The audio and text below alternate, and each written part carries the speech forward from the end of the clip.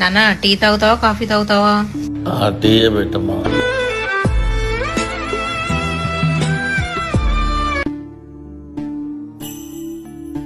Hello lawyer గారు, అదే కొడుకు పేరు మీద ఎకరం పొలం రాద్దాం అనుకున్నాం కదా.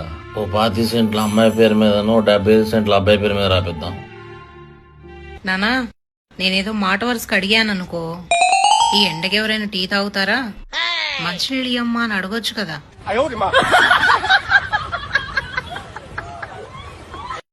లాయరు, ఆ ఎకరం అబ్బాయి పేరు మీద రాయలే, అమ్మాయి పేరు మీద వద్దు. నానా మీ అల్లుడితో చికెన్ తెప్పించినా మటన్ తెప్పించినా? చికెన్ వద్దులే, మీకు మటన్ అంటే ఇష్టం కదా, మటనే తెప్పిస్తానులే.